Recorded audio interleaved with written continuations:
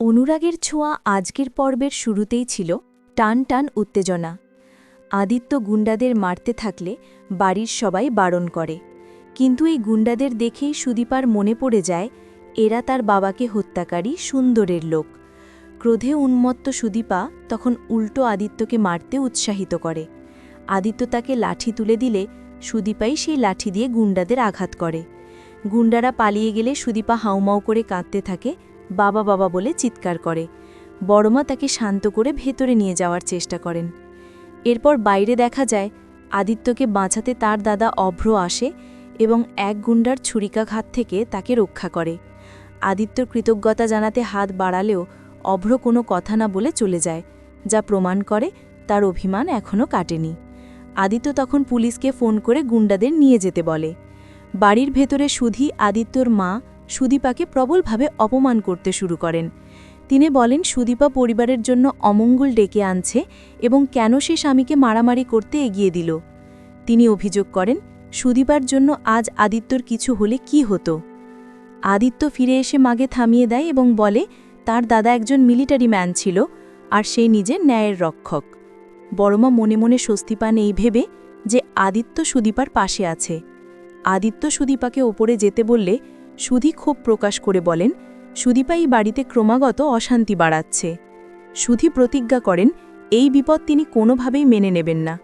অভ্র তার বন্ধুদের সাথে দেখা করার কথা বলে রাতে ফিরতে দেরি হবে জানায়। যাওয়ার আগে সে পরমার কাছে গিয়ে বলে সে তাকে বিয়ের বন্ধন থেকে মুক্তি না দিলেও আর রাতে তার জন্য বিব্রত হতে দেবে না এবং একটা ব্যবস্থা করবে।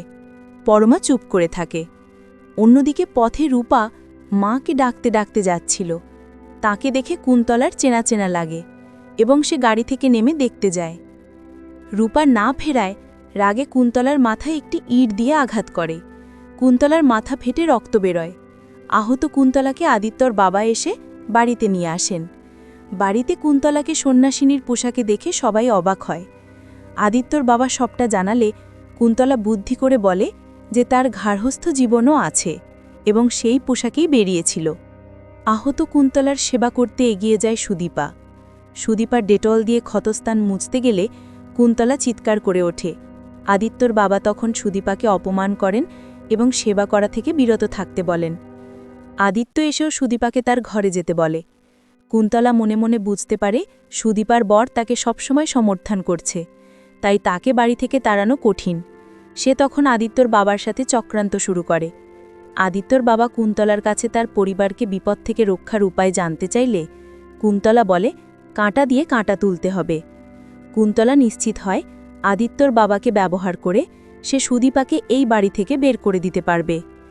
রাতে বাবার স্বপ্ন দেখে সুদীপা কান্নাকাটি করতে করতে বাইরে আসে। পরমা তাকে সান্ত্বনা দিতে আসতে গিয়ে দেখে সুদীপা আদিত্যের বুকে মাথা রেখে কাঁদছে। এই দৃশ্য দেখে পরমা কষ্ট পায় এবং কাঁদতে কাঁদতে নিজের ঘরে চলে যায়। পরে সুদীপার হুঁশ ফেরে এবং সে আদিত্যের বুক থেকে সরে ঘরে চলে যায়। এরপর আদিত্য এবং পরমার মধ্যে কথা হয়। পরমা অভিযোগ করে সুদীপা অন্তত আশ্রয় পেয়েছে, কিন্তু সে কোনো আশ্রয় পায়নি। আদিত্য বলে সব ভুল আমার, আমি ভুল করেছি। এই পরিস্থিতির একমাত্র সমাধান হিসেবে সুদীপা সিদ্ধান্ত নেয় বাড়ি ছেড়ে চলে যাওয়ার। পরদিন সকালে সে ব্যাগ গোছাতে শুরু করে। আদিত্য জানতে চাইলে সুদীপা জানায় সে মেডিকেল কলেজে ভর্তি হতে যাচ্ছে এবং হোস্টেলে থাকবে। আদিত্য তখন বলে আপনার যেটা মন চায় আপনি সেটাই করুন, আমি না কোনো ভালো লাগা বা খারাপ লাগার জায়গাতেই নেই।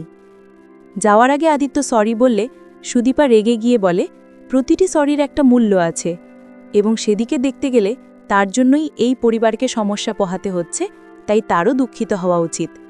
আদিত্যকে মনে করিয়ে দেয় এই বিয়েটা 7 জন্মের বন্ধন হবে, এমন কথা তারা কেউ কাউকে দেয়নি। সুদীপা অভিযোগ করে আদিত্য তার সুবিধার জন্য বিয়েটা করেছে।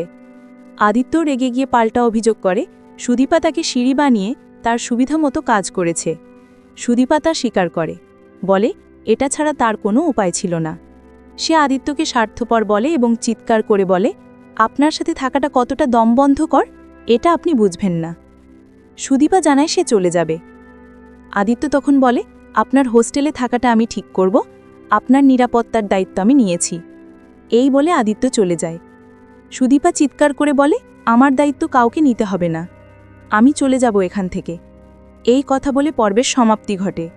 তো বন্ধুরা, এই ছিল আজকের পর্বের গল্প। গল্পটি ভালো লেগে থাকলে লাইক দিও, কমেন্টে তোমাদের মতামত জানাও, আর আমাদের পেজ ও চ্যানেলটি ফলো ও সাবস্ক্রাইব করতে ভুলো না। দেখা হবে আগামীকালকের নতুন পর্বে। ততক্ষণ পর্যন্ত ভালো থেকো। টাটা।